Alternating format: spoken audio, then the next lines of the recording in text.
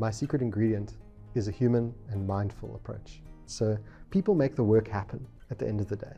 It's not all AI yet, right? So work with your people, build a strong culture around what you're doing, whether people is your customer or your team that's helping you to execute on that idea.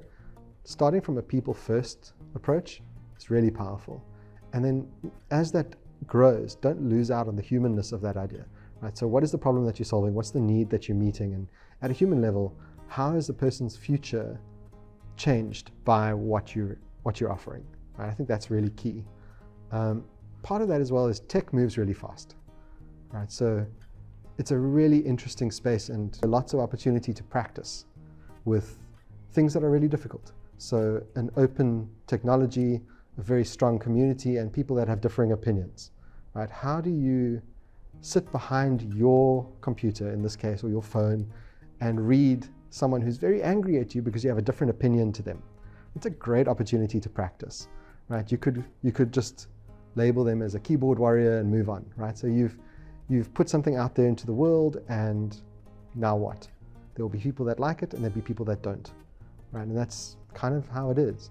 But investing in a really solid mindfulness practice, I think, is absolutely key to sustainability, right? So taking that long view, tech moves really fast, but it's not like tennis or football, where you retire at some extremely young age and then go and do something new. It's not like that. It's a long game, because the technology is becoming more and more present in our lives. Right, so how do you take a long view? Right, and the long view starts inside of you, right? And you say, how do I show up every day?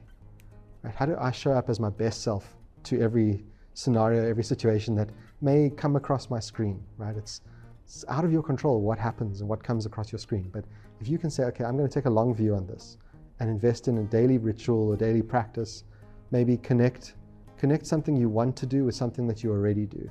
So for example, for me, that was read 30 books this year.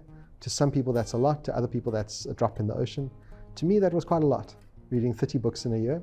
So I connected that with my morning coffee. A few pages a day, and before you know it, I'm on 28 already.